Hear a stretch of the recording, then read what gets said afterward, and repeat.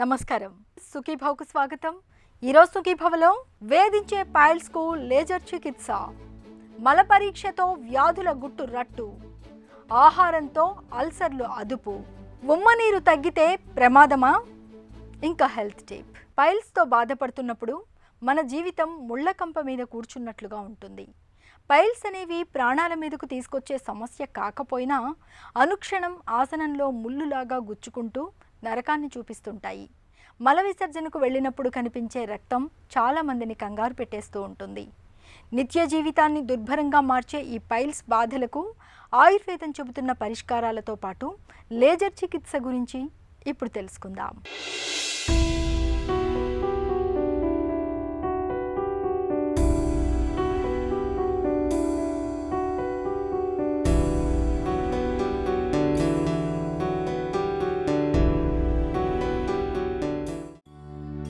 ఒకే చోట కదలకుండా కనీసం 10 నిమిషాలైనా కూర్చోకుండా కుర్చీలో అటూ ఇటూ కదిలే వారిని చూస్తే పక్క వారికి కాస్త చిరాకుగానే ఉంటుంది. కానీ అది పైకి చెప్పలేని బాధ. ఇంతగా బాధించే వ్యాధి పేరే పైల్స్. ఈ సమస్యను బయటకు చెప్పుకోలేక చాలామంది లోలోన మదన పడుతూ ఉంటారు. పైల్స్ రావటానికి ప్రధాన కారణం మలబద్ధకం. మలబద్ధకం ఉన్న వారిలో ముక్కటం వల్ల మలద్వారం దగ్గరున్న సిరలు చిట్లి రక్తం కారటం అనేది పైల్స్కు దారితీస్తుంది. పైల్స్లో రక్తం పడటం అనేది మలద్వారం బయట జరగచ్చు, లేదా లోపల కూడా జరగచ్చు. పైల్స్ రావటానికి మరికొన్ని కారణాలు శారీరక శ్రమ అసలు లేకపోవటం, పీచు తక్కువగా ఉన్న ఆహారాలు తీసుకోవటం, అధిక బరువు, దీర్ఘకాలికంగా దగ్గు వేధిస్తుండటం లాంటివి కూడా ఉండొచ్చు. పైల్స్ బాధలను బట్టి వాటిని 4 గ్రేడ్లుగా విభజిస్తుంటారు డాక్టర్లు. పైల్స్ వ్యాధి సాధారణంగా మనము శాస్త్రీయంగా చూసినట్టయితే గుద కణజాలం లోపల ఉండేటువంటి రక్త ప్రసార వ్యవస్థ లోపల ఒక రకమైనటువంటి డైలటేషన్, టార్చువస్, ఎంగార్గ్డ్ అంటే ఆ రక్త ప్రసారంలో ఆర్టీరియో వీనస్ సిస్టమ్ లోపల వివిధ రకాలైనటువంటి మలబద్ధకం చేత కానీ, ఇన్ఫెక్షన్ వల్ల చేత కానీ, ఇంజురీ చేత కానీ, మసాలా పదార్థాలు అత్యధికంగా తీసుకోవడం చేత అక్కడ గుద కణజాలంలో ఉండే ఆర్టీరియో వీనస్ సిస్టమ్ లోపల మార్పుల చేత ఉబ్బిపోయి 3, 3 o'clock, 7 o'clock, 11 o'clock పొజిషన్ లోపల వాపు కలుగచేసి first grade, second grade, third grade, fourth grade అనేటువంటి మొలలను కలుగజేస్తుంది. ఫస్ట్ గ్రేడ్ లోపల దీని సైజు కొంచెం వాపుగా ఉండి ప్రొఫ్యూజ్ బ్లీడింగ్ను కలుగజేస్తుంది. సెకండ్ గ్రేడ్ లోపల మాసెస్ యొక్క సైజు పెరిగి డ్రాప్ బై డ్రాప్ బ్లీడింగ్ వస్తుంది. థర్డ్ గ్రేడ్ లోపల మాసెస్ విపరీతంగా పెరిగి బ్లీడింగ్ యొక్క అంశం తగ్గిపోయి మల విసర్జన సమయం లోపల ఇవి బయటికి వచ్చి మళ్ళీ క్రమేణా లోపలికి వెళ్ళిపోయే ఆస్కారం ఉంటుంది. కానీ ఫోర్త్ గ్రేడ్ లోపల మాత్రం ఆల్మోస్ట్ బ్లీడింగ్ ఉండొచ్చు, ఉండకపోవచ్చు. కాకపోతే మల విసర్జన సమయంలో మొక్కడం చేత ఒక్కసారి బయటికి వచ్చినటువంటి మాసెస్ అవి బయటనే ఉంటాయి. చేయితో పుష్ చేసినా కూడా లోపలికి పోకుండా విపరీతమైన వేదన, బ్లీడింగ్, ఎగోని ఉంటుంది. ఇమ్మీడియట్గా ఎవరైనా కూడా ఈ దశ లోపల వాళ్ళు వాళ్ళ ఫ్యామిలీ ఫిజిషియన్ కానీ, సర్జన్ను కానీ సంప్రదిస్తారు. ఒకసారి కనుక వాళ్ళ డాక్టర్ను సంప్రదించినట్టయితే ఆయా హాస్పిటల్స్ వాళ్ళు దీనికి మెడికల్ మేనేజ్మెంట్, సర్జికల్ మేనేజ్మెంట్ అనేటువంటిది 2 రకాలు ఉంది.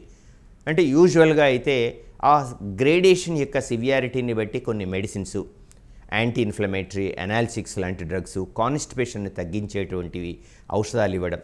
ఒక ఆయుర్వేదిక్ సర్జన్ దృష్టి అయితే అర్షకుటార రస్ లాంటివి, అభయారిష్ట లాంటివి, తర్వాత త్రిఫలా చూర్ణం లాంటి ఔషధాలని సాధారణంగా ఇవ్వడం జరుగుతుంది. వీటి ద్వారా ఉపయోగం లేకపోయినట్టయితే అప్పుడు సాధారణంగా మేము టోటల్ హెమరాయిడెక్టమీ కానీ, సబ్ టోటల్ హెమరాయిడెక్టమీ కానీ, క్లోజ్డ్ హెమరాయిడెక్టమీ కానీ ఈ విధానాలు ఇప్పుడు ప్రజెంట్గా స్టాండర్డ్ ప్రొసీజర్స్ని ఫాలో అవుతాం.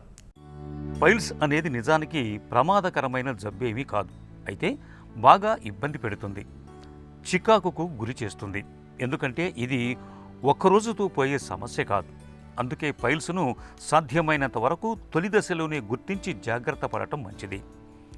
తొలి దశలో ఆహారపరమైన వ్యాయామపరమైన జాగ్రత్తలు తీసుకోవటం ద్వారా పైల్స్ని చాలా వరకు అదుపులో ఉంచుకోవచ్చు. పైల్స్ బాగా ముదిరిపోయినప్పుడు మాత్రం మందులు లేదా సర్జరీ అవసరం పడుతుంది. ఆయుర్వేదంలో ముందుగా ఆహార విహారాలు, జీవనశైలి జాగ్రత్తల సాయంతో పైల్స్ని అదుపు చేయడానికి ప్రయత్నిస్తారు. అవసరం మేరకు అర్షకుటారస్, అభయారిష్ట, త్రిఫలాచూర్ణం వంటి ఔషధాన్ని వాడతారు.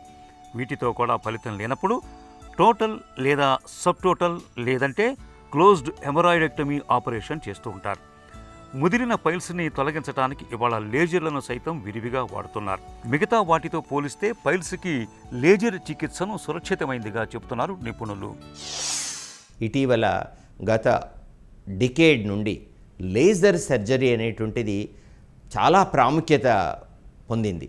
కారణం ఏంటంటే మాకు కొన్ని వందల మంది పేషెంట్స్ మమ్మల్ని ఎంక్వైరీ చేస్తుంటారు, sir laser surgery, laser spoil treatment ఏంటి, ఇది 100% సక్సెస్ రేట్ ఉందా అనేటువంటి దాన్ని విషయంగా నేను చెప్పదలుచుకున్నది ఏంటంటే, లేజర్ పైల్స్ విధానం లోపల మేము 1000 నానో ఆప్టిక్ ఫైబర్ను ఎక్కడైతే పైల్స్ ఉబ్బిపోయి ఉన్నాయో వాటిని 300 నుండి 500 జౌల్స్కు మించకుండా లేజర్ యొక్క శక్తిని ప్రతి 3 షాట్స్లో 1.2 సెకండ్ ఈ షాట్స్లో మనము ఆ 3 o'clockలో కానీ 7 o'clockలో కానీ 11 o'clockలో కానీ దానికి లేజర్ కిరణాలను ప్రసరింపజేయడం చేత ఆ పైల్ మాసెస్ అన్నీ ఉబ్బు తగ్గిపోయి ఇన్స్టాంట్గా మనకు రిలీఫ్ రావడం జరుగుతుంది.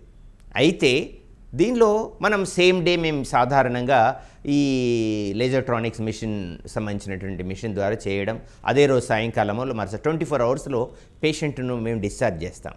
ఇక్కడ వచ్చినటువంటి విషయం ఏంటంటే, లేజర్ పైల్స్ విధానం 100% సక్సెసా, స్టాండర్డ్ ఆపరేషన్ ప్రొసీజర్స్ కంటే కూడా ఇది ఉత్తమమైనదా అని అంటే నేను చెప్పదలుచుకుంది ఏంటంటే, it depends upon the urgency, it depends upon the necessity. Cost వైజ్గా కంపారేటివ్లీ సర్జరీ కంటే ఎక్కువగానే ఉన్నప్పటికీ ఇన్స్టాంట్గా పేషెంట్ ఒకే రోజు లోపల డిశ్చార్జ్ కావడం చేత యాక్టివ్ యంగ్ పేషెంట్స్ వాళ్ళు ఇమ్మీడియట్గా వర్క్లోకి పోవడం, తద్వారా వాళ్ళ ఆక్యుపేషన్ను రివైవ్ చేసుకోవడం జరుగుతుంది. కాకపోతే ఏంటంటే, మేము గత 10 సంవత్సరాలుగా ఈ విధానం మీద విరివిగా ఆపరేషన్ చేసినాం కాబట్టి ఇది ఏంటంటే 1 or 2 years వరకు చాలా బాగుంటుంది, ఎట్లాంటి బ్లీడింగ్ ఉండదు. లోకల్ కానీ స్పైనల్లో కానీ షార్ట్ జనరల్ ఎనస్థీషియాలో ఈ విధానాన్ని చేయడానికి వీలు కలిగి ఉంటుంది. దాదాపుగా ఎలాంటి కాంప్లికేషన్స్ కూడా ఈ లేజర్ పైల్స్ విధానంలో మేము చూడలేదు. సో ఇది సేఫ్. ముఖ్యంగా ఏంటంటే వృద్ధులకి, డయాబెటిక్ ప్రొఫైల్ ఉండే వాళ్ళకి, కార్డియాక్ ప్రొఫైల్ ఉండే వాళ్ళకి ఈ విధానము 2nd and 3rd even up to 4th grade వాళ్ళకి చేసినప్పటికీ 2nd and 3rd grade వాళ్ళకి ఇది అత్యుత్తమమైనటువంటి ఫలితాలను ఇస్తుంది. కాబట్టి ఈ పైల్స్ వ్యాధి లోపల మీరు తొందరపడకుండా 2nd దాటి 3rd, 4th grade కానీ మిక్స్డ్ హెమరాయిడ్స్లో మాత్రమే ఆపరేషన్ గురించి ఆలోచించండి. దీనికి అందుకనే ఆయుర్వేదం లోపల సుశ్రుతుల వారు, the father of ancient surgery, దాదాపు 3000 సంవత్సరాల క్రితమే చికిత్సా పద్ధతులను చెప్తూ ఔషధ చికిత్స, క్షార చికిత్స, అగ్ని చికిత్స, శస్త్రచికిత్స, medical management, alkaline management, cautery management, surgical management, ఈ కాటరీ మేనేజ్మెంట్ అగ్నికర్మ విధానములో రూపాంతరమే లేజర్ చికిత్సా విధానం.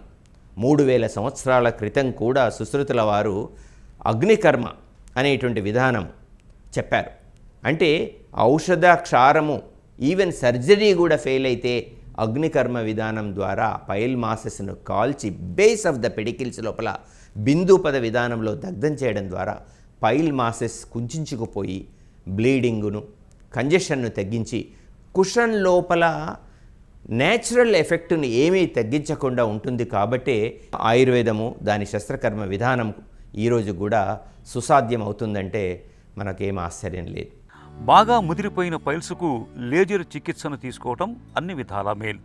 లేజర్ చికిత్సతో పైల్స్ బెడద ఇట్టే తగ్గిపోతుంది. ఎలాంటి దుష్ఫలితాలు ఉండవు.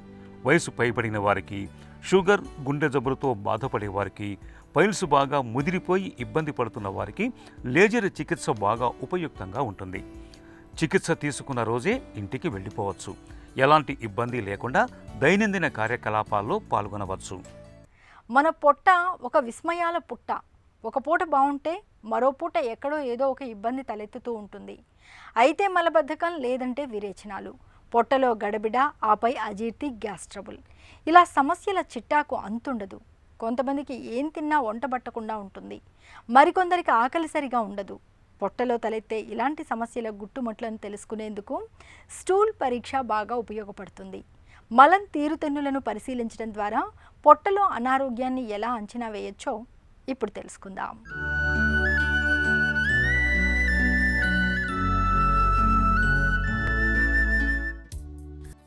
పొట్టలో అల్సర్లతో బాధపడుతున్నప్పుడు ఏం తినాలన్నా సంకోచమే.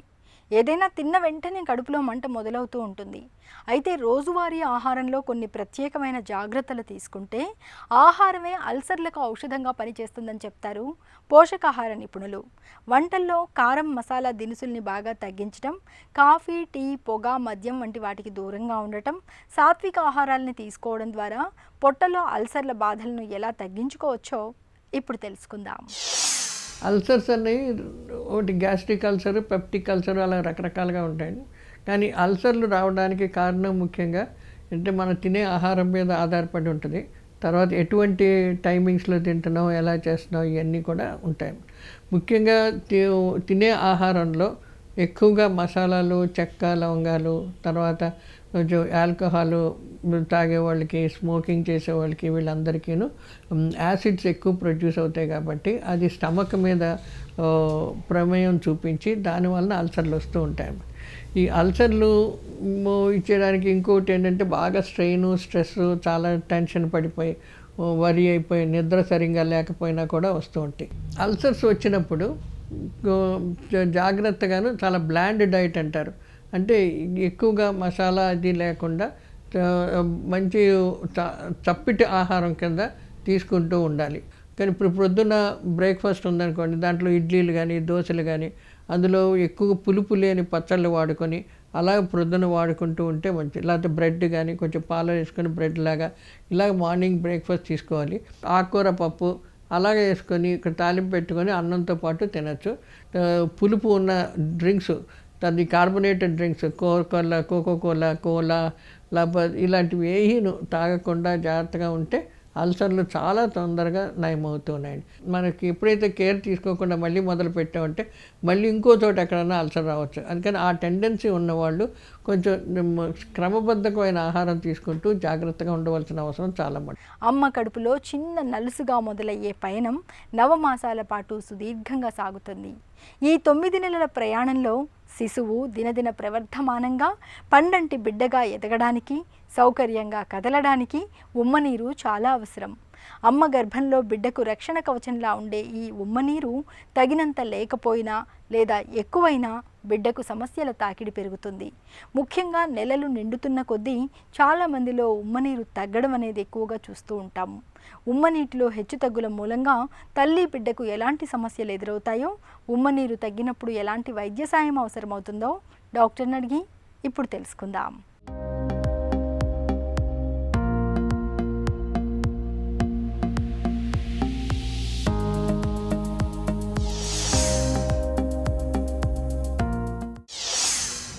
గర్భంలో ఉమ్మనీటికి ఉన్న ప్రాధాన్యం ఏంటి?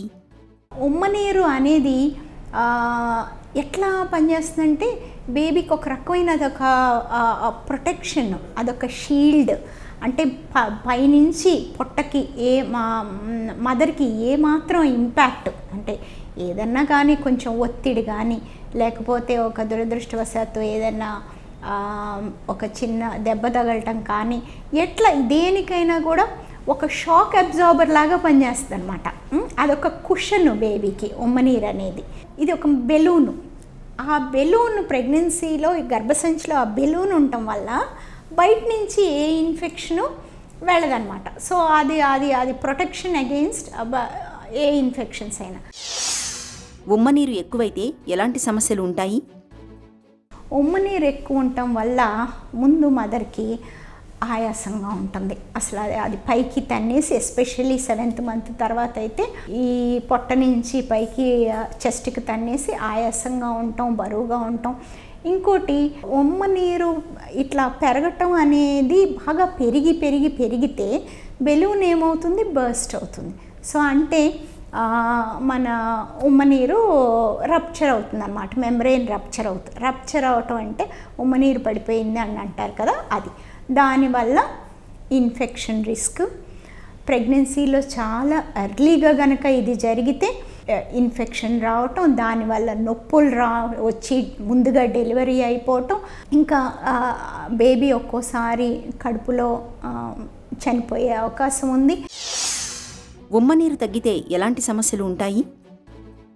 ఉమ్మనీరు తక్కువ ఉండటం అంటే ఏంటంటే, ఇప్పుడు ఆ మదర్కి ఒక్కోసారి బ్లడ్ ప్రెషర్ ప్రాబ్లమ్స్ కానీ, లేకపోతే వేరే అదర్ మెడికల్ ప్రాబ్లమ్స్ అలాంటివి ఉన్నప్పుడు కానీ, గర్భసంచిలో నుంచి ఇనఫ్ సరిపడా బ్లడ్ సర్క్యులేషన్ బేబీకి రానప్పుడు, బేబీ కిడ్నీస్కి సరిపడా బ్లడ్ సర్క్యులేషన్ వెళ్ళినప్పుడు, బేబీ సరిపడా యూరిన్ పాస్ చేయనప్పుడు బేబీ యూరిన్ ఉమ్మనీరు.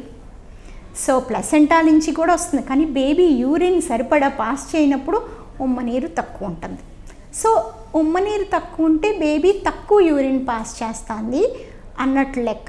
ఎందుకు తక్కువ యూరిన్ పాస్ చేస్తుంది అనేది మదర్ ఫ్యాక్టర్స్ ఉన్నాయి, మావిలో ఉన్న ఫ్యాక్టర్స్ అంటే మావి సరిగ్గా పనిచేయని ఫ్యాక్టర్స్ ఉన్నాయి, బేబీ ఫ్యాక్టర్స్ ఉన్నాయి. బేబీలో ఉన్న ఆ యూరినరీ సిస్టంలో ఉన్న ప్రాబ్లమ్స్ అవ్వచ్చు. ఉమ్మనీరు తగ్గితే వెంటనే కాన్పు చేయాలా?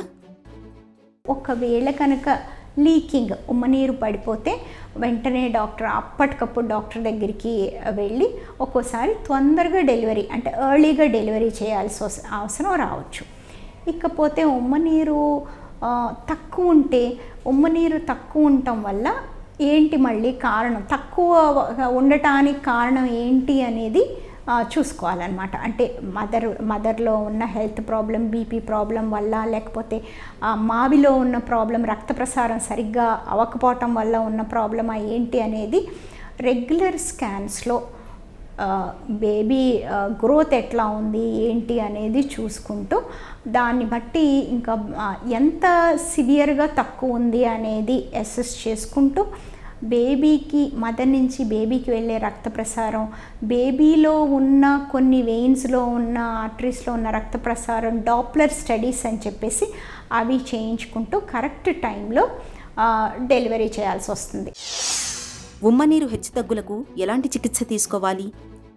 ఉమ్మనీరు తక్కువ ఉందని చెప్పేసి ఈరోజు కూడా చాలామంది ఐవీ ఫ్లూయిడ్స్ అంటే సెలైన్ ఎక్కించడం అలా చేస్తారు. కానీ అది మదర్ ఎంతో డీహైడ్రేషన్లో ఉంటే తప్ప అసలు ఆ సెలైన్ అనేది ఈ ఉమ్మనీరు తక్కువగా ఉండే క్రానిక్గా ఉండే ప్రాబ్లమ్ని సాల్వ్ చేయదు. సో ఇకపోతే అది ఇంకేం చేయాలి అని అంటే, మనం చేయగలిగిందల్లా వాటర్ ఎక్కువ తాగాలి. రోజుకి ఒక 3 లీటర్లు మంచినీళ్ళు తాగటం, తర్వాత హై ప్రోటీన్ ఫ్రూట్స్ తీసుకోవటం, మరీ ఎక్కువ ఫ్రూట్ జ్యూసెస్, కోకోనట్ వాటర్ అవి కూడా కాదు, ఒట్టిగా ఫ్రూట్స్ తినటం, ఆ తర్వాత చక్కగా తగినంత విశ్రాంతి తీసుకోవటం, ఇట్లా చేయటం వల్ల ఉమ్మనీరు కొంచెం ప్రోటీన్ పౌడర్లు కూడా అంటే అమినో యాసిడ్ పౌడర్లు డాక్టర్ ప్రిస్క్రైబ్ చేసినవి మాత్రం తీసుకుంటే కొంతవరకు ఉపయోగం ఉండొచ్చు. కారణం ఏంటో ఎత్తుక్కోవటం, ఎక్కువ వాటర్ తీసుకోవటం, రిలాక్స్డ్గా ఉండటం, అండ్ టైంకి అంటే కరెక్ట్ టైంకి బేబీ సిక్ అవ్వకముందే రక్త ప్రసారాలు అవన్నీ స్కాన్లో చూసుకుంటూ టైంకి డెలివరీ చేయటమే కరెక్ట్ మార్గం. గర్భంతో ఉన్నప్పుడు ఉమ్మనీరు పెరగడం లేదా తగ్గిపోవడం అనేది ఖచ్చితంగా తల్లి బిడ్డ ఆరోగ్యంపై ప్రభావాన్ని చూపిస్తాయి. పరీక్షల్లో ఉమ్మనీరు తగ్గిందని తెలిసినా లేదా ఎక్కువగా ఉన్నా వెంటనే డాక్టర్ పర్యవేక్షణలోకి వెళ్ళాలి, తగిన వైద్య సాయాన్ని పొందాలి. చిన్న చిట్కా మీకోసం. తరచుగా పొడి దగ్గుతో బాధపడుతున్నప్పుడు ఒక గ్లాసు బెల్లం పానకంలోకి కొన్ని తులసాకులు వేసి బాగా మరగనిచ్చి చల్లారనివ్వండి. ఈ నీటిని రోజుకు 2 లేదా 3 సార్లు తాగుతుంటే పొడి దగ్గు నుంచి మంచి ఉపశమనం లభిస్తుంది.